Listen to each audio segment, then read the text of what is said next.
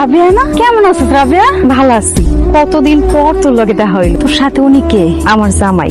খুবই ভালো লাগলো তোর শেষ পর্যন্ত যে বিয়ে হয়েছে। তোর সাথে যে ঘটনা ঘটছে আমরা তো ভাবছি তোর কোনোদিন বিয়েই হইব না। আচ্ছা ঠিক আছে আজকে তাহলে যাই। দাঁড়াও, যাই মানে? তোমার লোকে কি ঘটনা ঘটছে? কেন ওনারা মনে করছে তোমার কোনোদিন বিয়ে হইব না? কিছুই হয় নাই, ও এমনি কইতাছে এইসব কথা। আপনি আমার কি এমন হয়েছিল? আপনি সব জানেন শুনে রাবেয়ারে বিয়ে করেন নাই? কিছু যাই না শুনে বিয়ে করবো মানে? কিরে রাবেয়া, তুই দুলাভাইরে কস নাই যে বিয়ের আগে ধর্ষণ করলি? তুমি একটা ধর্ষিতা। আমি বিয়ের আগে ধর্ষণ হয়েছিল।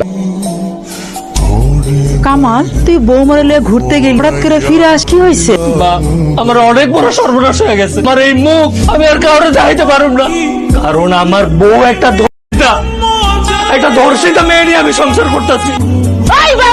বান্দি, তুই যে বিয়ার আগে ধরছস, তুই কষ্টাই কেন করে? হ্যাঁ, কে তোর ধরছে? আমার খালু, আমার আপন খালু আমার সর্বনাশ করছে। অনেক রাইট হয়েছে, খেবা খামু, আমার একটু বিষ আইনা দে, আমি বিষ মরে যাই। তুমি এসব কি কইতাছো? আরেকটা মানুষ আমার বউয়ের শরীর দেখছে, আরেকটা মানুষ আমার বউয়ের শরীর স্পর্শ করছে, এসব আমি সহ্য করতে পারতাছি। তোরা মামাইয়া দুইটা আমার রুমের থেকে বাইরে যা।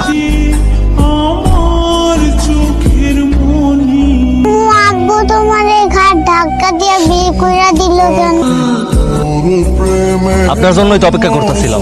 বাবাজি, হঠাৎ করে খবর দিলে যে কোনো সমস্যা হয়েছে নাকি? আপনারে আমি একটা ভালো মানুষ মনে করছিলাম, একটা বাটপার, একটা সিটার, একটা প্রতারক, একটা মিথ্যাবাদী আপনি। বাবাজি এসব কি কইতেছো? আমি কি বাটপারি করলাম? কোথায় মিথ্যা কথা বললাম? কি মিথ্যা বলছি? এই হারামির বাচ্চা, তুই জানোস না তুই কি মিথ্যা কথা কইছস?